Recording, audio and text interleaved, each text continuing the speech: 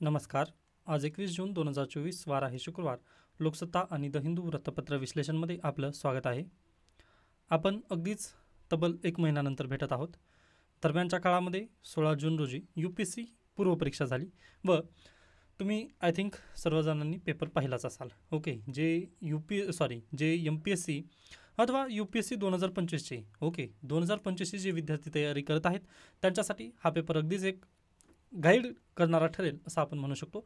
तर पहा, अगदी 2024च्या प्रिलिममधून आपल्याला काय मिळालं तर अगदीच आपल्याला समजून आलं की 2017 ते 2023पर्यंत जी UPSCचा पॅटर्न पहा कन्सेप्च्युअल होता तो त्यांनी आता कमी करून कुठे गेलेले आहेत, परत एकदा फॅक्च्युअलकडे गेलेले आहेत. व फॅक्च्युअल आपला कुठे इम्पॉर्टंट ठरणार आहे तर MPSCला आपण हा डाटा किंवा हे जे पेपर पॅटर्न आहे ना तो MPSC टाईप झालेला आहे असं आपण डायरेक्टली म्हणू शकतो. पहा, ओके, म्हणजे ना याच्यापूर्वी म्हणजे माझे पण तुम्ही लेक्चर्स वगैरे जर याच्यापूर्वी पाहिलात तर मी तिथं पूर्वी काय म्हणायचं की फॅक्ट वगैरे UPSCला कमी विचारलं जातं. अगदी बरोबर होतं पूर्वी, पण 2024मध्ये UPSCने अगदी सर्वांना सरप्राईज केलं व परत एकदा 2016पर्यंतचा जो पेपर असायचे UPSCचे पूर्वीचे तर ते अगदी तशा पद्धतीने पेपर बनवण्याचं काम यावर्षी UPSCने केलेलं आहे. ओके, त्यामुळे जे MPSC 2025ची तयारी करत आहेत पहा त्यांनी थोडंसं परत एकदा म्हणजे MPSC आणि UPSC कंबाईनरित्या तुम्ही नक्कीच करू शकता. हे तुम्ही एक आत्मविश्वास स्वतःजवळ बाळगू शकता.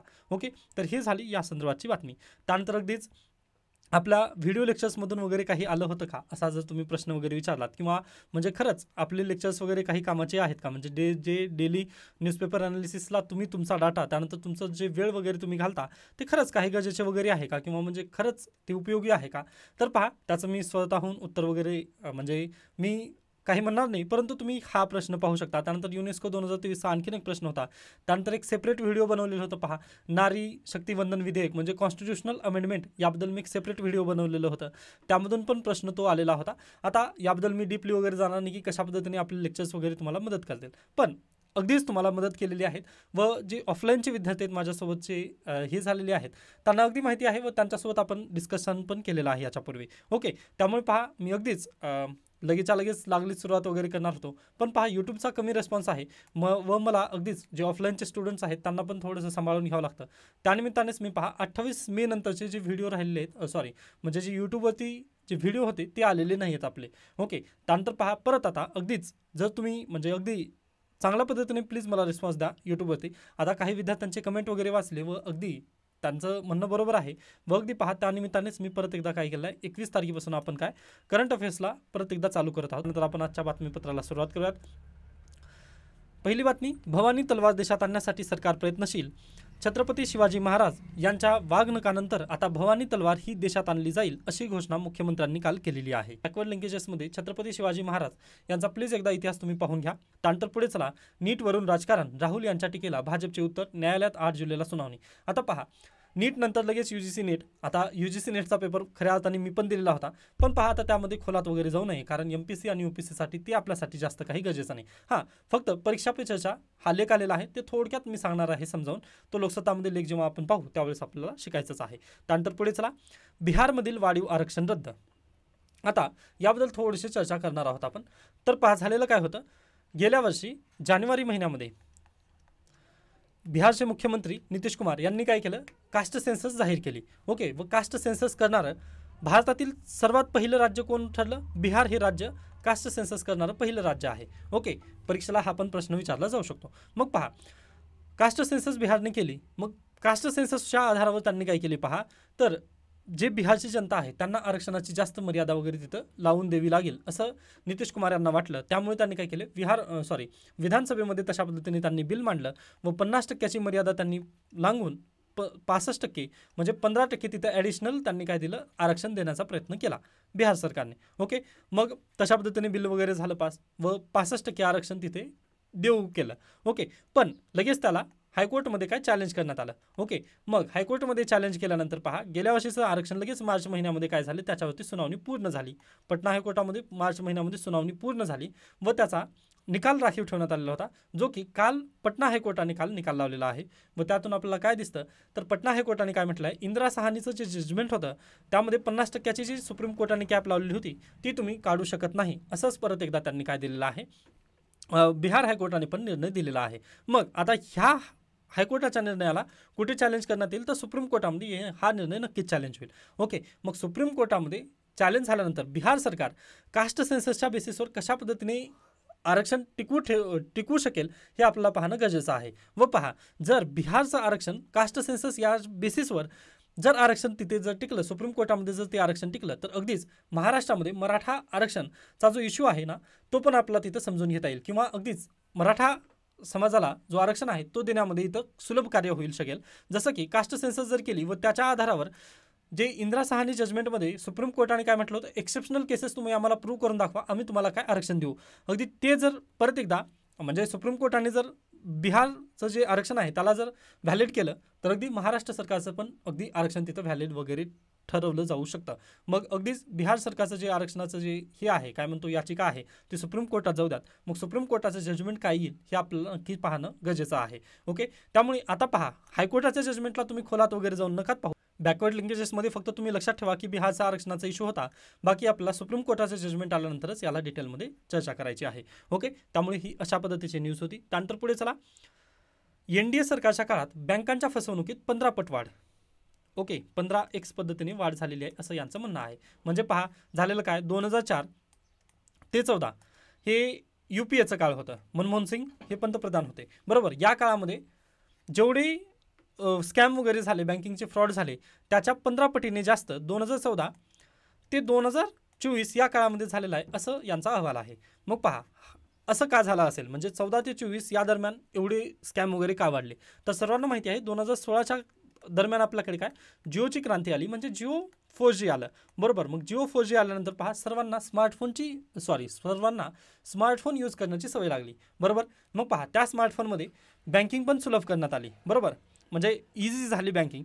मग बँकिंग इझी झाल्यानंतर पहा, प्रत्येकजण मोबाईलवरतीच बँकिंग वगैरे करू लागलं. याच निमित्ताने काय झालं पहा, लगेच OTPचे स्कॅम वगैरे आले. त्यानंतर अगदी जे ॲप्लिकेशन वगैरे आहेत, लोन ॲप्लिकेशन वगैरे, तशा पद्धतीने भरभरून ॲप्लिकेशन्स आले प्ले स्टोअरवरती, व तशा पद्धतीने इथं काय नव्या अर्थाने तिथं स्कॅम चालू झाला. व आपली जी पिढी आहे त्यांना सायबर शिक्षण वगैरे तशा पद्धतीने योग्यरित्या देण्यात आलेलं नाही आहे. फक्त आपल्याकडे काय आलेलं आहे, स्मार्टफोन आलेलं, पण माणूस स्मार्ट झाला का, जो वापरकर्ता आहे तो स्मार्ट इथं झालेला नव्हता. त्यामुळे पहा, OTP जर कोणी फोनवरून देखील जर OTP वगैरे विचारण्यात आलं, तर ते काय करायचे, डायरेक्टली सांगून टाकायचे. यामुळे ना 14 ते 2024पर्यंतची जास्त स्कॅम 15% स्कॅम वगैरे वाढलेली आपल्याला पाहायला मिळतं. सॉरी, 15 पट. ओके, तिथं टक्के नाही आहे, तर 15 पटीने स्कॅम वगैरे इथं वाढले. त्याचं नेमकं कारण तेच आहे. ओके, आता हा परीक्षेला प्रश्न येऊ शकेल का, तर पहा, UPSCमध्ये अगदी जर तुम्ही 2016 पासूनचे किंवा 2015च्या नंतरचे जर प्रश्न पाहिलात ना, तर म्हणजे BJP गव्हर्नमेंट किंवा NDAचे जे सरकार आहे ते आल्यापासून पहा, UPSC ना सरकारवरती क्रिटिक्स थोडंसं कमी करण्याचा प्रयत्न करत आहे. त्यामुळे मला नाही वाटत की हा प्रश्न वगैरे परीक्षेला येईल. पण अगदीच जर इंटरव्ह्यूमध्ये वगैरे जर प्रश्न विचारण्यात आलं तुम्हाला की नुकतंच अहवाल वगैरे आलेला आहे, तर का असं झालेलं असेल, जर तुम्हाला जर असं म्हटलं, तर तुम्हाला हे उत्तर देता येणं गरजेचं आहे. ओके, त्यानंतर पुढे चला, लिव्हिंग विलवरून उच्च न्यायालयाचे राज्य सरकारवरती ताशेरे, आदेशांच्या अंमलबजावणीसाठी याचिका होणे दुर्दैवी. आता पहा, सर्वात अगोदर लिव्हिंग विल म्हणजे काय. ओके, म्हणजे लिव्हिंग इन ते वेगळं लिव्हिंग ते वेगळं व लिव्हिंग विल हे वेगळं. म्हणजे लिव्हिंग विल असतं काय मग, तर पहा, हा एक व्यक्ती आहे. ओके, याचं वय आता आहे 40. ओके, 40 इयर हा व्यक्ती आहे, बरोबर. मग याचं अगदीच ॲक्सिडेंट वगैरे झालं किंवा अगदी याला कॅन्सर वगैरे झाला. ओके, मग पहा, हा 40 वर्षाचा आहे, म्हणजे याच्याकडे जर लाईफ स्पॅन जर पाहिला आपण, म्हणजे आता मोठामाटी जर आपण पाहिलं तर 60 वर्षाचं याचं काय म्हणजे जीवनमान आहे असं आपण कन्सिडर करूयात. मग हा व्यक्ती आज घडीला 40 वर्षाचा आहे. मग याची काय 20 वर्ष राहिलेली आहेत, जिंदगी जगण्याची 20 वर्ष राहिलेली आहे. पण हा एक्स्ट्रीम आजारामधून सध्याला जात आहे, जसं की कॅन्सर झालेला आहे किंवा हा व्यक्ती काय झाला, ॲक्सिडेंटमध्ये अपंग वगैरे झाला. मग पहा, अपंग झाल्यानंतर ह्याला किंवा कॅन्सर जर झाला तर याला काय दुसऱ्याच्याच आधारावर जीवन वगैरे संपूर्ण जगावं लागतं. पहा, आता याला पुढची जी 20 वर्ष आहेत ह्याला दुसऱ्याच्या आधारावर वगैरे जगणं गरजेचं आहे. पण पहा, अगदी याला जर वाटलं ना, किंवा अगदी हा म्हणजे खूपच एक्स्ट्रीम आजारातून जात असल्यामुळे याला जर त्रास वगैरे जर जास्त होत असेल, तर याला स्वेच्छा मरण पाहिजे. ओके, की बस झालं, आता याच्या पुढे मला जगूसं वाटत नाही आहे, आता अगदी मी दुसऱ्यावर आधार वगैरे मला व्हायचं नाही आहे, त्यामुळे आता अगदी मला माझं जीवन संपवायचं आहे. ओके, मग याला जर अशा पद्धतीने तीव्र इच्छा असेल की म्हणजे जीवन संपवायची याची इच्छा आहे, पण हा जीवन संपू शकेल का? भारतीय संविधानानुसार तशा पद्धतीने तुम्हाला फंडामेंटल राईट आहे का? पहा, एका जजमेंटमध्ये सुप्रीम कोर्टाने दिलेलं होतं, तुम्हाला राईट टू डाय हा अधिकार देण्यात आलेला होता, पण पहा त्याचा पण दुरुपयोग झाला. आता हे फंडामेंटल राईट ज्यावेळेस आपण शिकतो त्यावेळेस मी हे डिटेलिंगमध्ये वगैरे सांगतो. Okay, article 21. पण इथे आपल्याला जास्त डिटेल वगैरे जाऊ शकत नाही, कारण पहा थोडेसे रेस्ट्रिक्शन्स आहेत, टाईम इथे कमी आहे आपल्याजवळ. फक्त एवढं लक्षात घ्या की सुप्रीम कोर्टाने ना आपला मरण्याचा अधिकार तिथं दिलेला नाही आहे. ओके, मग जीवन जगण्याचा तुम्हाला अधिकार आहे पण मरण्याचा नाही. मग याच्यावर सुप्रीम कोर्टामध्ये पिटिशन वगैरे झाल्यानंतर पहा सुप्रीम कोर्टाने मान्य केलेलं आहे की लिव्हिंग विल तुम्ही तयार करू शकता. ओके, लिव्हिंग विल काय तयार करू शकता? तर पहा, एखाद्या व्यक्तीला जर एक्स्ट्रीम आजार झालेला असेल किंवा ॲक्सिडेंटमध्ये जो तो अपंगत्व वगैरे त्याला आलेलं असेल तर तो काय करू शकतो, तो चांगला असताना म्हणजे हे ॲक्सिडेंट होण्याच्या पूर्वी किंवा कॅन्सर होण्याच्या पूर्वी त्याने काय करायला हवं, लिव्हिंग विल तयार करून ठेवायला हवी. ओके, आता लिव्हिंग विलचं डॉक्युमेंट माझ्याकडे पूर्वी होतं, ते आता सध्याला नाही आहे. ओके, नाही तर तुम्हाला ते दाखवलं असतं किंवा तुम्ही अगदी सुप्रीम कोर्टाचं जजमेंट वगैरे ते पाहू शकता की लिव्हिंग विलचं डॉक्युमेंट कशा पद्धतीने असतं. ओके, मग पहा लिव्हिंग विलच्या डॉक्युमेंटमध्ये तिथे फक्त 2 जणांची साक्षीदारांची सही लागते. व आज सध्याला ॲक्सिडेंट होण्यापूर्वी आपण काय करायला पाहिजे की मला जर याच्या पुढे कोणता आजार झाला किंवा माझं काही हे झालं म्हणजे ॲक्सिडेंट वगैरे झालं व त्यामध्ये जर मी एक्स्ट्रीम सिच्युएशनमध्ये वगैरे जर गेलेलो असेल तर मी जगेल किंवा नाही जगेल याचा संपूर्ण अधिकार एखाद्या व्यक्तीवर मी सोपवत आहे. ओके, म्हणजे पहा आता अगदी इथे कॅन्सरमध्ये मी बोलू वगैरे चालू शकतो हे मान्य आहे, अपंग झालं तरी चालेल, पण एखाद्या वेळेस जर माझं ब्रेन डेड झालं तर ओके, ब्रेन डेडच्या सिच्युएशनमध्ये पेशंटला तर समजतच नसतं ना, मग किती दिवस त्याच्यावरती वगैरे खर्च करणार. मग या सिच्युएशनला एखाद्या व्यक्तीचं तिथं नाव दिलेलं असतं व त्याला संपूर्ण माझ्या जीवनाचे संपूर्ण अधिकार मी कोणाला देईल, त्या व्यक्तीला देईल व तोच अधिकार घेईल की मी जगायचं किंवा जीवन संपवायचं. ओके, तर यालाच म्हणतात लिव्हिंग विल. ओके, म्हणजे जीवन संपवण्याचा अधिकार अशा पद्धतीने सुप्रीम कोर्टाने बहाल केलेला आहे. मग पहा, हे बहाल करून सुप्रीम कोर्टाने अशा पद्धतीने पिटिशन्समधून वगैरे सुप्रीम कोर्टाचं जजमेंट आहे की तुम्ही लिव्हिंग विल तुमची तयार करू शकता. पण महाराष्ट्र सरकारने तशा पद्धतीने काही समितीच बसवलेली नाही आहे. ओके, व ज्यावेळेस आपण महाराष्ट्र सरकारला विचारण्यात आलं त्यावेळेस महाराष्ट्र राज्य सरकारने पहा 388 अधिकाऱ्यांची नियुक्ती आम्ही केलेली आहे याच्यापूर्वी, असं बॉम्बे हायकोर्टामध्ये सांगण्यात आलं. पण ग्राउंड लेवलवरती ते 388 कर्मचारी खऱ्या अर्थाने योग्यरित्या काम करत आहेत का, हे जर प्रश्न विचारण्यात आलं त्यावेळेस बॉम्बे हायकोर्टामध्ये राज्य सरकारला तिथे पुरावे वगैरे तशा पद्धतीने देता आले नाहीत. त्यामुळे परत एकदा लिव्हिंग विल हे चर्चेत आहे व मेन्स परीक्षेला पण अशा पद्धतीने प्रश्न येऊ शकतो. ओके, तर हे आहे लिव्हिंग विलबद्दलचं म्हणजे जे तुम्हाला माहिती असणं गरजेचं होतं हे तुम्ही दिलेलं आहे. व याच्याशी बिलॉंग कोणता आर्टिकल आहे, आर्टिकल 21. मग आता परत ते सुद्धा तुम्हाला काय करायचं आहे, आर्टिकल 21चं थोडंसं म्हणजे थोडंसं एकदा त्याला जजमेंट वगैरे पाहून घ्यायचे जे मेन्सचे विद्यार्थी त्यांच्यासाठी. त्यानंतर पहा UPSCने यावर्षी काय केलं आहे पहा, आय थिंक आता ते प्रश्न जर शोधत बसलं तर थोडासा वेळ लागेल, पण पहा या UPSC 2024मध्ये आर्टिकल 21 आलेला होता. ओके, म्हणजे आय होप तुम्हाला समजत असेल की लेक्चरचा नक्कीच तुम्हाला फायदा होईल असं माझं मत आहे. आता अगदी लिव्हिंग विल पुढल्या वर्षी नक्कीच येऊ शकतो. पहा लिव्हिंग विलबद्दल लिव्हिंग विलबद्दल कोणता आर्टिकल तुम्हाला मदतशीर ठरेल, तर अगदीच आर्टिकल 21 अंतर्गत तुम्हाला काय लिव्हिंग विल देण्यात आलेली आहे. ओके, तर हे अशा पद्धतीने लिव्हिंग विलबद्दल सांगता येतं आपल्याला. त्यानंतर पुढे चला, मोसमी पाऊस 2 दिवसांत राज्यभर, ठीक आहे, चांगली गोष्ट आहे. पुढे चला, त्यानंतर बिहारच्या निकालाने मराठा आरक्षणाचे भवितव्य टांगणीला, प्रश्नचिन्ह आहे व अगदी बरोबर आहे. पहा महाराष्ट्राची पण म्हणजे जे मराठा आरक्षण आहे त्याच्या याचिका सुप्रीम कोर्टामध्ये पण पेंडिंग आहे व बॉम्बे हायकोर्टामध्ये पण पेंडिंग आहे. बरोबर, मग पहा जर शक्य झालं ना सुप्रीम कोर्टामध्ये जर बिहारची पहिल्यांदा सुनावणी झाली तर ती मराठा आरक्षणासाठी पण मदतगार ठरू शकेल किंवा मराठा आरक्षणाची जर सुनावणी पहिल्यांदा झाली तर ते बिहार सरकारला पण लागू होऊ शकेल. ओके, तर हे अशा पद्धतीने दोन्ही एकूण एकाच्या व्हाईस वर्सा आहे तसं तुम्ही लक्षात ठेवू शकता. त्यानंतर पुढे चला, येथे आपल्यासाठी दुसरी न्यूज काही गरजेची दिसत नाही आहे. त्यानंतर संविधानाचे न्याय वाटप. आता पहा हा लेख अगदी गरजेचा आहे, पण तुम्हाला आदरंटी म्हणजे अचानक जर आलात तुम्ही तर हे तुम्हाला समजणार नाही, कारण अगदी आपण खूप दिवसांचा लॉंग गॅप घेतलेला आहे व संविधान भान याबद्दल मी काय करणार आहे, एक संपूर्ण सेपरेट सिरीजच घेऊन येण्याचा प्रयत्न करत आहे. त्यानंतर अगदी आपण एक प्रॉमिस केलं होतं की इकॉनॉमिक्सचं, ओके, इकॉनॉमिक्सचे स्टेट बोर्डापासून मी सुरुवात करणार आहे व लवकरच त्याचे पण व्हिडिओ अगदी एक नवीन चॅनलच काढण्याचा मी प्रयत्न करणार आहे. कारण पहा यामध्ये ना फक्त news analysis, daily news analysis फक्त ह्या चॅनलवरती होईल व दुसरं एक मी लवकरच काढेन ते निलेवाड पवन अशा पद्धतीने आपण नाव त्याला देऊयात व त्यामध्ये इकॉनॉमिक्स जे Maharashtra state board state board आहेत ना तिथून आपण सुरुवात करणार आहोत. व अगदीच मृणाल सरांनी पण अगदी कालचं जर तुम्ही व्हिडिओ पाहिलात मृणाल सरांचा, तर त्यामध्ये पण मृणाल सरांनी काय म्हटलं की तमिळनाडू त्यांच्यापेक्षा किंवा NCERTपेक्षा महाराष्ट्र स्टेट बोर्डाची जी इकॉनॉमिक्सची पुस्तकं आहेत ना पुस्तकं आहेत ना ती खूप बेटर आहेत. त्यामुळे आपल्याकडे तर एक हे आहे, काय म्हणतो, आपल्याकडे एक तर फायदा आहे, कारण आपण मराठी माध्यमाचे विद्यार्थी आहोत, बरोबर. व अगदी महाराष्ट्राची जी टेक्स्टबुक आहे ती मराठी भाषेमध्ये ऑलरेडी अवेलेबल आहेत आपल्याला. त्यामुळे आपण काय करूयात, इकॉनॉमिक्सला नक्कीच समजून घेण्याचा प्रयत्न करूयात.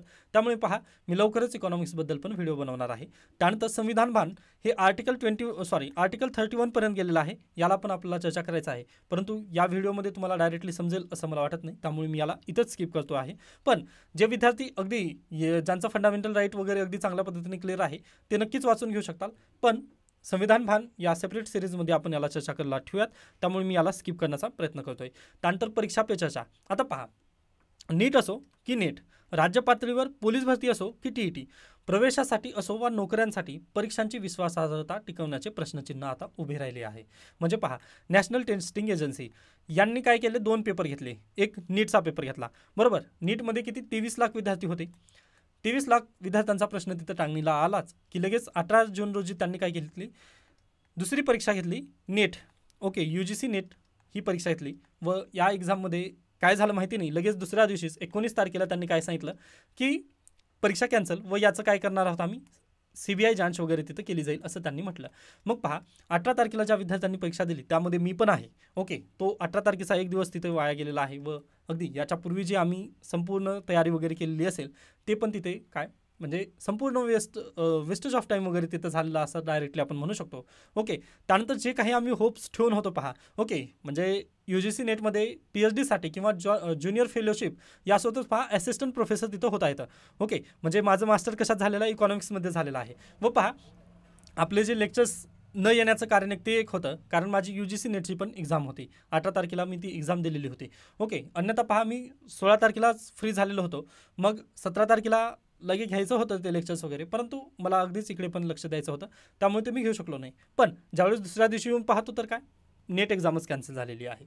ओके, तर हे अशा पद्धतीने आहे, विश्वासार्हता इथं टिकून राहिली नाही. त्यानंतर दुसरीकडे जर पाहिलात तुम्ही, महाराष्ट्र राज्य पातळीवर जर तुम्ही पाहिलात तर पोलीस भरती असू द्या, TET असू द्या किंवा इव्हन तलाठी भरती परीक्षा असू द्या, परवा दिवशी छत्रपती संभाजीनगरमधून एका व्यक्तीला अटक करण्यात आली आहे. तलाठी भरती पेपर जो झालेला होता ना त्यामध्ये घोटाळा केला संदर्भात.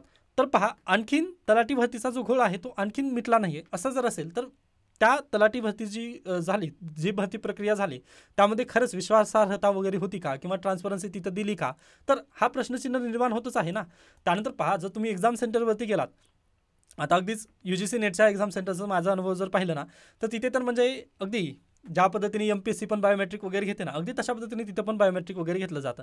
ओके, मग आता NTA ला माझं तर बायोमेट्रिक वगैरे मी दिलेलं आहे, किंवा इव्हन MPSC असू द्या, UPSC असू द्या, UPSCला आपण बायोमेट्रिक देत नाही, तर फक्त MPSC, त्यानंतर IBPS असू द्या किंवा TCS, या संपूर्ण एक्झामला आपण काय दिलं आहे, बायोमेट्रिक दिलेलं आहे. मग तो जो डाटा आपण त्यांना दिलेला आहे ते कंपनी अगदी योग्यरित्या त्याचा यूज करतील का, किंवा त्याचा अगदी दुसरीकडे पण वापर होईल असा पण तिथं प्रश्नचिन्ह निर्माण होत आहे ना. व अगदी जर तुम्ही UPSCची विश्वासार्हता जर पाहिली तर अगदी पहा, म्हणजे जास्त करून मला UPSCचं वगैरे जास्त का आवडतं, तर अगदी पहा, ऑथेंटिक आहे व लवकरात लवकर ते एक्झाम वगैरे घेऊन ते लगेच मोकळं करून दिलं जातं. पण प्रॉब्लेम असा आहे की UPSC अनप्रेडिक्टेबल आहे. पहा, त्यामध्ये थोडेसे चॅलेंज तर नक्की येतात, म्हणजे प्रत्येक परीक्षेमध्ये तशा पद्धतीने चॅलेंजेस आहेत. जसं UPSCने यावर्षी अगदीच फॅक्च्युअल डाटा वगैरे तिथं जास्त विचारून आपल्याला थोडंसं सरप्राईज केलं, ती चांगली गोष्ट आहे. पहा, ती आपल्यासाठी गरजेचं पण होतं. म्हणजे आता 1935 हा इथं गव्हर्नमेंट ऑफ इंडिया ॲक्ट आहे, जे की आपल्या पुस्तकांमध्ये वगैरे भरभरून दिलेलं आहे. ही चांगली गोष्ट आहे, आपल्याला डायरेक्टली फॅक्च्युअल डाटा वगैरे त्यांनी विचारण्याचा प्रयत्न केला. UPSCमध्ये हेच चॅलेंज आहे. बाकी अन्य परीक्षामध्ये जर पाहिलं तर बायोमेट्रिक वगैरे घेतलं जातं व तिथं ट्रान्सपरन्सी 100% आहे असं दाखवलं जातं, पण कदाचित ट्रान्सपरन्सी तिथं आपण पाहिलं तर पेपर लगेच फुटले वगैरे जात आहेत. तर म्हणजे 100% आपण तिथं बायोमेट्रिक वगैरे देण्याचा फायदा काय मग. व अगदीच आपण जे बायोमेट्रिक वगैरे त्यांना देत आहोत त्याचं खऱ्या अर्थाने यूज ते चांगल्या पद्धतीने करतीलच का, याच्याबद्दल पण तिथं काय प्रश्नचिन्ह निर्माण होत आहेत. ओके, आय होप तुम्हाला हा पॅराग्राफ वगैरे किंवा जो लेख आहे तो समजलेला असेल. त्यानंतर हे आपल्यासाठी गरजेचं नाही, म्हणजे चायना वगैरे तिथे दिलेलं आहे, स्किप करू शकता. त्यानंतर नीट गोंधळाचे परिणाम काय, आताच डिस्कस केला आपण. व पहा, हे मोठामोठी आहेत व अगदी याच्यापूर्वी पण म्हटलं ना मी की UPSC आता क्रिटिसाइज गव्हर्नमेंट वगैरे तशा पद्धतीने प्रश्न येत नाही आहेत, त्यामुळे मी पण याला थोडंसं स्किप करण्याचा प्रयत्न करतोय. त्यानंतर पुढे चला, येथे आपल्यासाठी काही बिलकुल गरजेची बातमी नाही आहे. त्यानंतर उष्णतेच्या लाटेमुळे 4 महिन्यात 114 लोकांचा मृत्यू आहे व UP यामध्ये हायेस्ट आहे. हे प्लीज तुम्ही लक्षात घ्या. परीक्षेला प्रश्न विचारला जाऊ शकतो, कारण पहा कालच्या UGC नेटला असा प्रश्न आलेला होता जी की रद्द झालेली आहे, तरी पण लक्षात घ्या तुम्ही. तर तिथे क्रम लावा अशा पद्धतीचे खूप प्रश्न होते. ओके, क्रम लावा तिथं लॉजिकल वगैरे तिथं आपण लावू शकतो, पण आपला ती न्यूज तरी माहिती असणं गरजेचं आहे ना. मग त्यासाठी लक्षात घ्या, उष्णतेच्या लाटेमुळे 4 महिन्यामध्ये 114 मृत्यू झालेले आहेत व त्यामध्ये UP हे फर्स्ट आहे. व क्लायमेट चेंज किंवा एन्व्हायरमेंटमध्ये या बेसिसवरून पण हा प्रश्न विचारला जाऊ शकतो किंवा हा डाटा आहे मेन्सला उपयोगी पडू शकतो. त्यासाठी प्लीज तुम्ही हे लक्षात ठेवा. मग आता उष्णतेची लाट जर आली तर त्याला आपण टॅकल कसं करू शकतो. आता पहा, महाराष्ट्रामध्ये मान्सून दाखल होणार आहे, ती चांगली न्यूज आहे, पण पुढल्या वर्षीसाठी पण तुम्ही लक्षात ठेवू शकता की पहा ORS पॅक, आवश्यक औषधी, त्यानंतर IV द्रव पदार्थ, आईस पॅक आणि प्रतिबंध व्यवस्थापनासाठी आरोग्य सुविधा तयार करणं गरजेचं आहे. म्हणजे आता हे पुढे सरकारसाठी ते उदाहरणं दिलेली आहेत, पण आपण लक्षात घ्या ORS पॅक वगैरे तुमच्यासोबत कॅरी करणं गरजेचं आहे. आता UPSC एक्झाम पण आपली थोडंसं उन्हातच झाली किंवा पुढल्या वर्षी 25 मे आहे आय थिंक, बरोबर 25 मे 2025 ही तारीख आलेली आहे. तर प्लीज पुढल्या वर्षीसाठी पण म्हणजे तुम्ही हे लक्षात सेव्ह करून ठेवू शकता की आपल्याला काय करायचं आहे तिथे. तर एक्झामला जात असताना ORS पावडर वगैरे तिथं तुम्ही कॅरी करू शकता. ओके, ते तुमच्यासाठी म्हणजे डिहायड्रेशन तुम्ही होऊ नये यासाठी ते खूप गरजेचं असेल. त्यानंतर पुढे चला, आता येते आपल्यासाठी काही गरजेचं नाही. हां, पण इथे काय आहे पहा, हमी भाव खरेदीच होत नाही, शेतमाल दरवाढीचा उपयोग काय, म्हणजे MSP दिलेली आहे. ओके, काल MSP जाहीर झाली, पण पहा प्रॉब्लेम काय आहे, महाराष्ट्रामध्ये त्याचं हमीभावच MSPद्वारे तिथे काय महाराष्ट्रातील शेतमालाची खरेदीच केली जात नाही. मग MSPचा उपयोग काय असा प्रश्नचिन्ह इथं निर्माण करण्यात आलेला आहे. ओके, आता MSP पण तुम्हाला डायरेक्टली तुम्ही शिकून घ्या, जिओग्राफी आणि इकॉनॉमिक्समध्ये हे येतात, पण आता आपण याबद्दल डिटेल वगैरे जायचं नाही आहे. व पहा MSP महाराष्ट्रासाठी जास्त फायदेशीर नाही आहे का, तर पंजाब आणि हरियाणा या सेक्टरवरती MSPचा जास्त उपयोग केला जातो, महाराष्ट्रामध्ये त्याचा जास्त परिणाम आपल्याला दिसून येत नाही. ओके, हे पण एक न्यूज तुम्ही लक्षात ठेवू शकता. ओके, तर अशा पद्धतीने आणखीन एक न्यूज म्हणजे काय, असुरक्षित कर्जावरील वेळीच कारवाईने अनर्थ टळला, शक्तिकांता दास. आता असुरक्षित कर्ज म्हणजेच काय, तर क्रेडिट कार्ड. ओके, जे क्रेडिट कार्ड असतात ना त्याला असुरक्षित कर्ज म्हणतात. असं का म्हणतोय, तर पहा क्रेडिट कार्ड घेत असताना ना तुमच्याकडून काहीच इन्कम प्रूफ वगैरे तिथे घेतले जात नाहीत किंवा तुम्ही तिथे काय काही तुमचं म्हणजे हे ठेवत नाही. आता पहा, जर मला कर्ज काढायचं असेल, आता घरावर काढायचं असेल, शेतीवर वगैरे काढायचं असेल किंवा बाईकवरती वगैरे म्हणजे मला जर बाईक घ्यायचं असेल व मी त्याच्यावरती कर्ज मिळवू शकतो, बरोबर. मग पहा, जर मला कर्जाची परतफेड जर होत नसेल तर ते काय करतील, माझी बाईक घेऊन जातील, बरोबर. तशाच पद्धतीने आहे. ओके, म्हणजे जर मी शेतावर जर कर्ज काढलं तर ते काय करतील, शेत त्यांच्या नावावर वगैरे तशा पद्धतीने ते विकतील वगैरे व त्याचे पैसे जेवढे राहिले त्याची उर्वरित रक्कम आपल्याला ते प्रोव्हाइड वगैरे करतील. मग हे अशा पद्धतीने असतं, बरोबर. पण पहा, क्रेडिट कार्डवर तशा पद्धतीने आपण काहीतरी कोलॅटरल वगैरे तिथं ठेवतो का, तर बिलकुल काहीच ठेवत नाही. ते डायरेक्टली आपल्याला काय करतात, पैसे प्रोव्हाइड करतात. मग हेच असतं असुरक्षित कर्ज. मग पहा, याच्यापूर्वी ना कोटक महिंद्रा बँक वगैरे तुम्ही ऐकलीच असाल, त्याचं नेमकं कारणच ते होतं. कोटक महिंद्रा बँकेने झिरो अकाउंटवरती भरपूर त्यांनी काय काढलेले आहेत, तर अकाउंट काढू दिलेले आहेत. मग अकाउंट काढल्यानंतर पहा, त्यांना क्रेडिट कार्ड पण ऑफर केली गेलेली होती तिथे FDच्या अंतर्गत. ओके, मग त्या संदर्भातच RBIने काय केलेलं आहे, थोडेसे नवीन तिथे काय म्हणतो, नवीन नियमावली वगैरे तिथे त्यांनी लागू केली. यामुळे अगदीच संपूर्ण अर्थक्षेत्राला आपला फायदा झाला असं शक्तिकांता दास यांचं म्हणणं आहे. हेच होतं असुरक्षित कर्ज. पहा, UPSCने जर स्टेटमेंट वगैरे जर बनवलं तर तशा पद्धतीने आपल्याला सांगता येईल, त्यासाठी हे न्यूज गरजेची होती. तर अशा पद्धतीने आजचं लोकसत्ता वृत्तपत्र इथे संपतं. त्यानंतर येतं आजचं द हिंदूमध्ये फ्रंट पेज आपल्यासाठी गरजेचं नाही, म्हणजे संपूर्ण ॲडव्हर्टाईजमध्ये आहेत ते. त्यानंतर येतं तमिळनाडूमध्ये बनावटी दारू पिऊन 38 जणांचा मृत्यू. आता हाच आकडेवारी जर तुम्ही लोकसत्तामध्ये पाहिलं तर तिथं 34 जणांचा दिलेला आहे, पण अगदी 38 जणांचा तिथं काय मृत्यू झालेला आहे. व ही दारू कशा पद्धतीची होती, तर मिथेनॉलबद्दलची होती. ओके, म्हणजे मिथेनॉल मिक्स करून ही दारू बनवण्यात आली होती, त्यामुळे यांचा मृत्यू झालेला आहे. आता हे मिथेनॉलचं केमिकल कंपाऊंड वगैरे काय ते आपण पुढे शिकणार आहोत, तर थोडंसं पुढे जाऊयात आपण. त्यानंतर नेक्स्ट न्यूज पहा, Delhi court grant bail to Kejriwal in excise policy case. काल ईडीच्या वकिलांनी थोडं 2 दिवसाचा वेळ वगैरे मागितला, पण तिथे त्यांना देण्यात आलेले नाही दिल्ली हायकोर्टामार्फत, व केजरीवाल यांना जामीन मंजूर करण्यात आलेली आहे. त्यानंतर नेक्स्ट न्यूज, एक पॅनल गव्हर्नमेंट काय करणार आहे, बसवणार आहे NTA इन्व्हेस्टिगेट करण्यासाठी. ओके, आता NTA आत्ताच आपण पाहिलं NTA दोन परीक्षा घेतल्या होत्या, नीट आणि त्यानंतर नेट. ओके, नीट 23 लाख विद्यार्थी व नेटमध्ये 9 लाख विद्यार्थ्यांचं भविष्य टांगणीला तिथं लागलेलं आहे व ती एक्झाम कॅन्सलच झालेली आहे. मग आता प्रश्न असा आहे की नेट परीक्षा परत एकदा कंडक्ट होईल का, किंवा म्हणजे कोणत्या महिन्यात कंडक्ट वगैरे होईल ते पद्धतीने प्रश्न आहेत. ओके, तर ते पुढे जाऊयात. काही गरजेचं नाही आता, म्हणजे MPSC आणि UPSCचे तुम्ही विद्यार्थी आहात म्हणजे हे तुमच्यासाठी गरजेचं नाही, पण जे प्लॅन बी वगैरे करत आहेत किंवा म्हणजे दुसरीकडे जाण्याचा प्रयत्न करत आहेत त्यांच्यासाठी हे गरजेचं आहे. ज्या पद्धतीने मी म्हटलं ना की माझं मास्टर इकॉनॉमिक्समध्ये आहे, त्यामुळे मी UGC नेटची एक्झाम दिलेली होती. पण ठीक आहे, जाऊ द्या, त्याबद्दल आता बोलू नये. त्यानंतर पहा, हा MPSC असू द्या किंवा कंबाईन असू द्या, MPSC राज्यसेवा असू द्या किंवा कंबाईन परीक्षेला हा प्रश्न नक्की येईल असं माझं मत आहे. त्यासाठी पहा, चिनाब नदीवरती जगातील सर्वात उंच पूल बांधण्यात आलेला आहे व त्यावरती काय करण्यात काल ट्रायल करण्यात आलं. ओके, मग याबद्दल नक्कीच परीक्षेला प्रश्न येऊ शकेल. आता चिनाब नदी आणि हा पूल हे तुम्हाला लक्षात ठेवायचा आहे. जगातील सर्वात उंच क्षेत्रावर असणारा पूल असा परीक्षेला प्रश्न येऊ शकतो. तर ते कुठं आहे, चिनाब नदीवरती आहे, जम्मू काश्मीर, हे तुम्ही लक्षात घ्या. ओके, मग आता अगदीच चिनाब नदी ही पंचचर्चेत आहे, यासाठी आपण काय चिनाब नदी नक्कीच पाहून घेऊयात बॅकवर्ड लिंकेजेस अंतर्गत. ओके, पहा, यावर्षी काय गंगा नदीच्या उपनद्या विचारण्यात आलेल्या होत्या UPSCने. आता आय थिंक ते प्रश्न क्रमांक दुसराच काहीतरी आहे. आता मी हे इथं का ठेवलेलं आहे, कारण याच्याबद्दल हे थोडंसं मला उत्तर डिस्कस करायचं आहे व याबद्दल द हिंदूला आपण आज लेख आलेला आहे, त्यामुळे मी ह्याच पेजला इथं ठेवलेलं आहे. पण गंगा नदीच्या उपनद्या आपण यावर्षी परीक्षेला विचारण्यात आल्या होत्या, त्यामुळे हे लक्षात घ्या तुम्ही. आता डायरेक्टली आपण काय चिनाब नदीला पाहूयात. तर पहा, Chenab is the largest tributary of Indus river.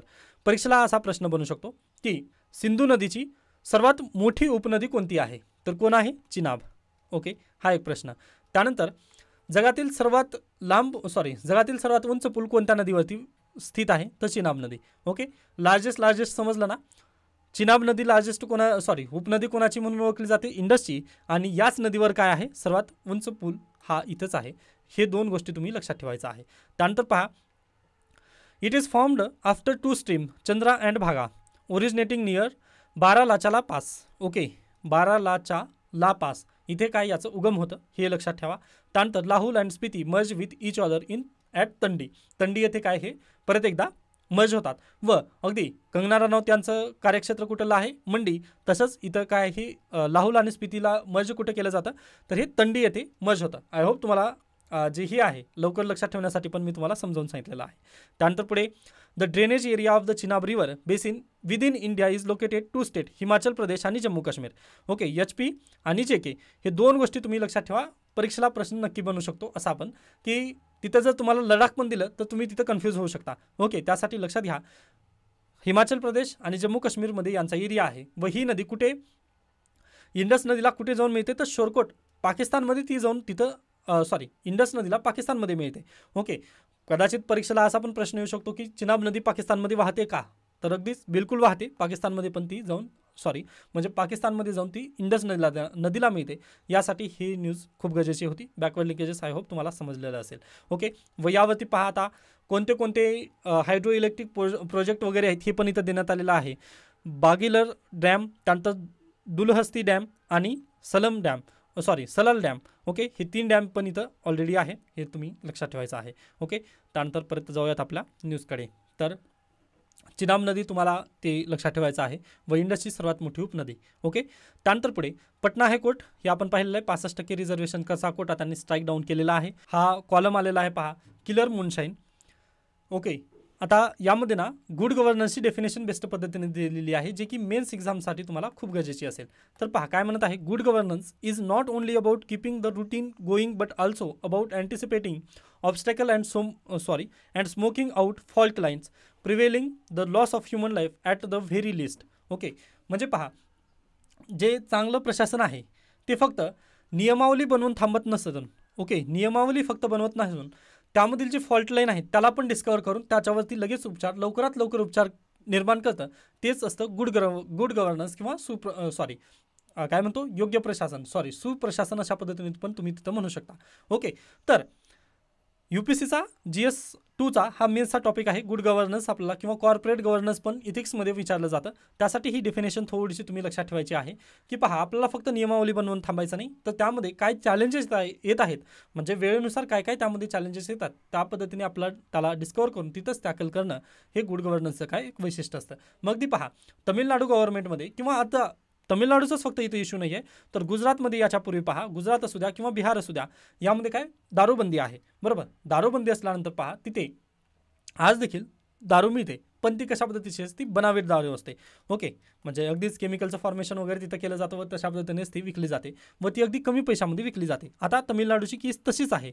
तामिळनाडूमध्ये पहा, जे लेबर फोर्स आहे, ओके, जे लेबर फोर्स आहे त्यांचं वेतन अगदीच कमी आहे. आता एखाद्या व्यक्तीला पहा, रोजचे काम केल्यानंतर त्याला फक्त जर 200 रुपये मिळत असतील, ओके, मग 200 रुपये मिळाल्यानंतर तो अगदी हाय क्वालिटीची अल्कोहोल वगैरे तो कशा पद्धतीने कंझ्युम करू शकेल, कारण 200 रुपये त्याचं हे आहे व त्याला घर पण चालवायचं आहे. मग हा काय करतो व्यक्ती, तर अगदीच बनावट दारूकडे वळतो. म्हणजे काय, 100 रुपये सेव्हिंग टाकतो व 100 रुपयाची दारू. मग 100 रुपयाची दारू पिल्यामुळे काय, हा बनावट दारू पितो. मग यामुळेच याचं काय तिथं अशाच पद्धतीने तिथं पहा 38 डेथ तिथं आपल्याला पाहायला मिळालेले आहेत. त्याचं नेमकं कारणच ते आहे. आता पहा, इथून ना आपण आणखीन एक लिंकेजेस लावू शकतो.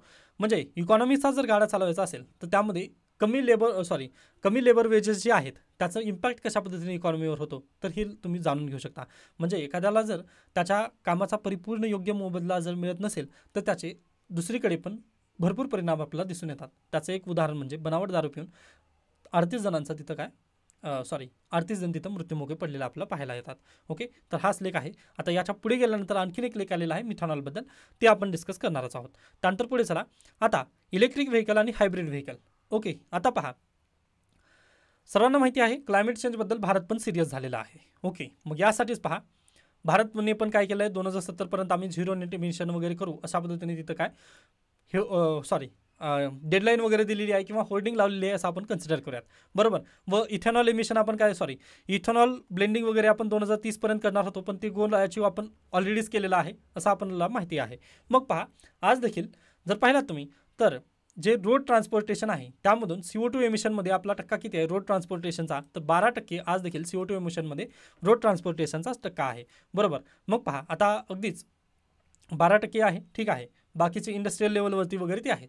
मग पहा, आज आपल्याकडे जे इलेक्ट्रिक व्हेकल तुम्ही नक्कीच पाहू शकता. मग सर्वजण इलेक्ट्रिक व्हेकलवरती शिफ्ट होत आहेत. मग ते खऱ्या अर्थाने जे कार्बन इमिशन आहे ते खरंच कमी करत आहेत का, असा प्रश्नचिन्ह जर तिथं उपस्थित केला तर बिलकुल नाही. ओके, ते अगदी ग्रीन रिव्होल्यूशन आहे किंवा म्हणजे ग्रीन रिव्होल्यूशन म्हणता येणार नाही. म्हणजे पहा, त्यांची पाटी जे नंबर प्लेट असतं ना ते ग्रीन असतं, पण पहा ते खऱ्या अर्थाने पर्यावरण वाचक वगैरे आहेत असं म्हणता येणार नाही. का, तर ते जे गाडी चार्ज होणार आहे, ती गाडी चार्ज करण्यासाठी आपण काय करत आहोत, ऑस्ट्रेलियाकडून काय कोळसा इम्पोर्ट करत आहोत. ओके, ऑस्ट्रेलिया पहा आपल्यालाच कोळसा ऑस्ट्रेलिया काय करतं, प्रोड्यूस करतो कोळसा व तो कोळसा आपल्यालाच फक्त विकत असतं, तो स्वतःच्या देशासाठी वगैरे कोळसा वापरत नाही. हे एक तुम्ही प्लीज लक्षात ठेवा बातमी. ओके, मग पहा, ते काय करतात, कोळसा आपल्याला देतात व आपण काय करतो, त्या कोळशापासून इलेक्ट्रिसिटी निर्माण करतो व इलेक्ट्रिसिटी निर्माण करत असताना कोळसा ज्यावेळेस जाळला वगैरे जातो त्यावेळेस काय तिथं कार्बन इमिशन तर होतच आहे ना. मग आपण हे CO2 एमिशन इथं फक्त गाडी चालवत असताना करत नाही, पण इलेक्ट्रिसिटी तयार करताना तरी आपण काय करत आहोत, कार्बन इमिशन करत आहोत, हे आपल्याला मान्य करणं गरजेचं आहे. मग हे कार्बन इमिशन आपण कमी करण्यासाठी काय करू शकतो, तर पहा, आपण रिन्युएबल एनर्जी जे सोर्सेस आहेत त्याच्याकडे शिफ्ट नक्कीच होऊ शकतो. पण सध्याला भारत सरकारची तशा पद्धतीने पॉलिसी वगैरे आपल्याला पाहायला येत नाही आहे. ओके, तुम्ही जर छत्तीसगड वगैरे पाहिलात तर छत्तीसगडमध्ये एक हब उभारण्यात आलेलं आहे, जिथं पहा सोलार जे पॅनल आहेत ना, तर तशा पद्धतीने सोलार पॅनल वगैरे उभारले गेलेले आहेत व त्यांचं एक बॅटरीचं हब तशा पद्धतीने बनवलं गेलेलं आहे. व दिवसभर काय करतं पहा, हे सोलार पॅनल जे आहेत ना ते संपूर्ण एनर्जी वगैरे स्टोअर करतात त्या बॅटरीमध्ये व जिथं जिथं इलेक्ट्रिसिटीची गरज आहे तशा पद्धतीने ती बॅटरीपासून काय इलेक्ट्रिसिटी दुसरीकडे पाठवण्यात येत आहे. ओके, ते मग खूप मोठा हब वगैरे तिथं त्यांनी तयार केलेला आहे, त्यामुळे ही चर्चेत होतं गेल्या वर्षी. ओके, तर पहा, अगदी अशाच पद्धतीने आपला प्रत्येक राज्यांमध्ये आपल्याला काय करणं गरजेचं आहे, तर हे इलेक्ट्रिसिटीचे जे हब आहेत ना ती उभारणं खूप गरजेचं आहे. सोलार एनर्जीचे हब वगैरे उभारणं तिथं गरजेचं आहे. त्यानंतर तुम्ही जर वेस्ट बेंगालमध्ये वगैरे गेलात तर तिथं काय आपल्याला पवनचक्की दिसतात. ओके, म्हणजे जे सुंदरबन एरिया वगैरे आहे तर तिथे त्यांनी भरपूर प्रमाणात तिथं काय अगदीच वाइंड एनर्जी वगैरे तुम्ही म्हणता त्याला तिथं उभारण्यात आलेलं आहे. त्यानंतर टायडल एनर्जी पण आपल्या भारतामध्ये उभारण्यात आलेलं आहे, म्हणजे किनारी लेवलवरती. मग अगदीच याचं प्रमाण आज देखील आहे आपल्याकडे, पण त्याचं प्रमाण खूप नगण्य आहे. ओके, मग याला वाढवण्याची गरज आज आपल्याकडे आहे, असंच इथं लेखकांनी इंटरव्ह्यूमध्ये म्हटलेलं आहे. ओके, आता ही मी संपूर्ण डाटा वगैरे काढलेला आहे, पण हे संपूर्ण डाटा मी कशासाठी काढलेला आहे पहा, तर ते मेन्सच्या विद्यार्थ्यांसाठी काढलेलं आहे. बाकी तुम्हाला अगदीच समजावून सांगण्याचा मी इथं बेसिकली प्रयत्न केलेला आहे. आय होप तुम्हाला हा लेख अगदी योग्यरित्या समजलेला असेल. पहा, आता अगदी आपल्यापैकी पण काही विद्यार्थी यूट्यूबवरती वगैरे जर असतील, तर त्यांनी पण त्यांच्यापैकी जर जे विद्यार्थी अगदी मेन्सला वगैरे म्हणजे मेन्स रेडी आहेत ते विद्यार्थी, किंवा म्हणजे प्रिलिम त्यांचं सिलेक्शन वगैरे होत आहे, त्यांनी प्लीज कॉन्टॅक्ट करा. ओके, याच्यापूर्वी आपल्याकडे सर्वांकडे नंबर असेल माझा, तर त्यांना मी अगदी ही डेटा वगैरे प्रोव्हाइड करण्याचा नक्की प्रयत्न करेन. ओके, आता हे थोडंसं रफली आहे, पण याला आपल्या चांगल्या भाषेत वगैरे देण्याचा मी नक्की प्रयत्न करणार आहे. ओके, पण प्लीज याच्यापूर्वी पण मी म्हटलं की यूट्यूबवरती शिकवणं थोडंसं म्हणजे मला हे होत आहे, काय म्हणतो, टाईम कन्सर्नमुळे कमी पडत आहे. पण प्लीज तुम्ही जर रिस्पॉन्स दिला तर मी याला नक्कीच कंटिन्यू ठेवू शकतो. त्यामुळे प्लीज सर्वजण रिस्पॉन्स देत चला. ओके, मी तुम्हाला नक्कीच याच तुमच्या प्रत्येक स्टेपवरती मदत करण्यासाठी मी तयार आहे. म्हणजे UPSC खास करून तर पहा, माझं टार्गेट तर UPSCचेच विद्यार्थी असतील. त्यानंतर MPSCला पण मी आता सध्याला हे करत आहे, कारण 2025 पासून UPSC टाईप काय होत आहे याचं पॅटर्न चेंज होत आहे. त्यानिमित्ताने आपण नक्कीच जितकी होईल तितकी मी नक्कीच हेल्प करणार आहे. ओके, काळजी करू नका. त्यानंतर पुढे government permits non basmati white export to Africa. पहा, यावर्षी UPSCने ग्रेनबद्दल प्रश्न विचारलेले होते, पण एक्सपोर्टबद्दल वगैरे प्रश्न विचारलेले नव्हते. पण याच्यापूर्वी चायनामध्ये एक्सपोर्ट वगैरे ते प्रश्न आलेले होते. त्यामुळे हे पण लक्षात ठेवा की आपण आफ्रिकेसाठी काय तांदूळ निर्यात करण्यासाठी परमिशन गव्हर्नमेंटने दिलेली आहे. ओके, म्हणजेच काय, भारतातून आफ्रिका देशामध्ये पण काय तांदूळ जातात. व सर्वात जास्त तांदूळ आपण कोणत्या देशाला देतो, तर UAE. त्यानंतर दुसरं कोण आहे, सौदी अरब. ओके, बासमती तांदूळ आपण कोणाला देतो, UAE. त्यानंतर सौदी अरेबिया. हे दोन गोष्टी फॅक्च्युअल आहेत, पण UPSC प्रश्न विचारलेली आहे याच्यापूर्वी, त्यामुळे लक्षात ठेवायचं आहे. त्यानंतर पहा, मिथेनॉल पॉयझनिंग याबद्दल प्रश्न आलेला आहे, लेख आलेला आहे. आता एकच लक्षात ठेवा, इथेनॉलचं पुढचं व्हर्जन म्हणजेच काय, मिथेनॉल. व इथेनॉल हे काय असतं, C2H5OH. ओके, OH म्हणजे काय, अल्कोहोल बॉन्ड असतं हे. ओके, आता माझं जास्त केमिस्ट्री आता मला आठवत नाही आहे, म्हणजे सायन्स होतं त्यावेळेस माझं होतं ते, म्हणजे बॉन्ड वगैरे अशा पद्धतीने मी शिकायचं ते, पण आता ते मला जास्त डिटेल वगैरे सांगता येत नाही. पण तुम्ही सायन्सच्या टीचरकडून वगैरे नक्कीच शिकून घेऊ शकता. हे फक्त बॅकवर्ड लिंकेजेसमध्ये लक्षात ठेवा की मिथेनॉल एक आहे आणि इथेनॉल हे दोन गोष्टी इथं चर्चेत आहेत. यामुळे तुम्हाला हे लक्षात ठेवायचं आहे. व याचं बॉन्ड तुम्ही लक्षात ठेवा प्लीज, कारण कालची जी UGC नेट आहे त्यामध्ये पण अशा पद्धतीचं एक बॉन्ड देण्यात आलं होतं, तो प्रश्न आलेला होता आय थिंक. त्यामुळे ही प्लीज तुम्हाला लक्षात ठेवायचं आहे. ओके, त्यानंतर पुढे चला, येथे आपल्यासाठी गरजेची न्यूज नाही आहे. हां, त्यानंतर पहा, आता सध्याला Bhartruhari Mahtab appointed pro tem speaker of Lok Sabha म्हणून भारत रुहरी महताब यांना निवड करण्यात आलेली आहे. ओके, पण काँग्रेसवाले म्हणत आहेत की आमच्याकडे यांच्यापेक्षा सिनियर मोस्ट MP आहेत, तर तुम्ही त्यांचं का नाव दिलेलं नाही आहे. ओके, त्यामुळे त्यांचं थोडंसं विरोधाभास इथं चालू आहे, पण ते आपल्यासाठी गरजेचं नाही. पण इथे सीट महत्त्वाचे आहे, प्रोटेम स्पीकर म्हणजे काय पहा, अगदीच सिनियर मोस्ट असतात, हे सिनियर मोस्ट खासदार असतात व यांच्यामार्फत काय संपूर्ण खासदारांना काय शपथ दिली जाते.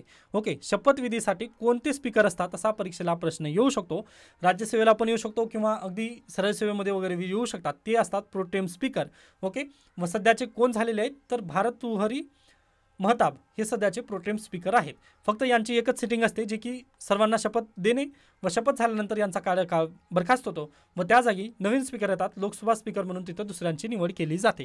ओके, मग अशाच पद्धतीने पहा, UPSCने यावेळेस प्रश्न विचारलेला होता, काय, तर who was the provisional president of the constitution assembly before doctor Rajendra Prasad took over. Okay, म्हणजे राजेंद्र प्रसाद यांची निवड होण्याआधीचे जे स्पीकर आहेत ते कोण होते, तर त्यांचं नाव आहे डॉक्टर सच्चिदानंद सिन्हा. ओके, हे प्लीज तुम्ही लक्षात ठेवा. म्हणजे लक्षात ठेवायचं तर काही नाही, तुम्ही ज्यावेळेस लक्ष्मीकांत वाचताना त्यावेळेस तुम्हाला हे पहिलं दिसूनच येणार आहे व UPSC 2024ला हा प्रश्न पण आलेला. ओके, त्यानंतर पहा, आता थोडंसं आपल्या लेक्चरबद्दल बोलूयात. तर अगदीच मी हे शिकवलेलं होतं, म्हणजे गेल्या वर्षी काय झालं होतं पहा, गरबा खेळत असताना एका जो गरबा डान्सर होता त्याचा मृत्यू झालेला होता हार्ट अटॅकने. ओके, त्यावेळेस हे गरबा डान्स पण चर्चेत होता. व आणखीन एक काय झालं होतं पहा, युनेस्कोनं याला कल्चरल हेरिटेजच्या यादीत टाकलेलं होतं 2023मध्ये. त्यामुळे मी त्यावेळेस नक्कीच ही न्यूज घेतलेली होती गरबा डान्सची. व UPSCने यावरती प्रश्न विचारला की यावेळेस 2023मध्ये की लेटेस्टमध्ये कल्चरल हेरिटेजचं जे हे आहे ते कोणाला मिळालेलं आहे, तर ते गरबा डान्स आहे. व पहा लास्ट इयरला दुर्गा पूजा पण चर्चेत होती, पण आपला जास्त जवळचं कोण वाटतंय किंवा सॉरी म्हणजे आपण ते पाहिलं कोणतं, तर गरबा डान्स. ओके, दुर्गा पूजा पण चर्चेत होती म्हणून आपण ते घेऊ शकत नाही. तर गरबा डान्स याला आपण काय लेटेस्टमध्ये युनेस्कोच्या वर्ल्ड हेरिटेज साईटमध्ये टाकलेलं होतं, हे आपण पाहिलेलं होतं. ओके, आता आहेत त्या न्यूज, पण पहा मी प्रूफ वगैरे करत नाही, व ते व्हिडिओ पण आहेत आपले अवेलेबल लास्ट इयरपासून तुम्ही पाहू शकता. पण माझ्याजवळ तेवढा वेळ नाही आहे व ते मला प्रूव्ह करायचं नाही की पहा म्हणजे छातीपीट की आपल्याला सांगायचं नाही की मला हे झालं वगैरे. त्यानंतर पहा आपण असं पण म्हणत नाही आहे, आता इथं अगदीच जर तुम्ही द हिंदूचं जर पाहिलं हे द आणि इथं पण पहा क्वेश्चन पेपरमध्ये कुठं ना कुठं द द द असेलच ना, हे पहा द. ओके, हे मी शिकवलेलं आहे द, व हे पण इथं मी शिकवलेलं आहे त्यामुळे माझं आलेलं आहे, असं आपल्याला करायचं नाही आहे. ओके, म्हणजे तेवढं मॅच वगैरे करायचं नाही. तुमचा विश्वास असेल तर तुम्ही नक्कीच पुढे पाहू शकता व्हिडिओ. अगदी माझं याच्यापूर्वी पण मी तसंच म्हटलं आहे की तुम्हाला बळजबरी कोणी केलेलं नाही आहे. ओके, फक्त जर तुम्ही आलात ना सोबत तर अगदीच तुम्हाला मी हेल्प करेन, हे मात्र नक्की. ओके, त्यामुळे प्लीज रिस्पॉन्स देत चला. मी नक्की तुम्हाला हे व्हिडिओ कंटिन्यू ठेवण्याचा प्रयत्न करेन नक्कीच. त्यानंतर पुढे ही पण न्यूज आपण पाहिलेली आहे. हां, त्यानंतर आणखीन एक यावर्षी पण विचारलेलं होतं, UPSCने आर्टिकल विचारले होते त्यामुळे लक्षात घ्या, व MPSC तर आर्टिकल विचारतच असते. त्यामुळे पहा आर्टिकल 95(1) आर्टिकल 95(1) अनुसार काय आपल्याला सीट आहे, प्रोटेम स्पीकरची सीट तिथं आपल्याला अवेलेबल आहे, हे तुम्ही लक्षात ठेवायचं आहे. Okay, article 95(1). ओके, कलम 95मध्ये प्रोटेम स्पीकरची जागा आहे. ओके, त्यानंतर पुढे चला. इथे आपल्यासाठी गरजेची न्यूज दिसत नाही आहे, स्किप करू शकता पुढे. हां, आता इथे महत्त्वाचं आहे, sickle cell patient need urgent access to modern medication.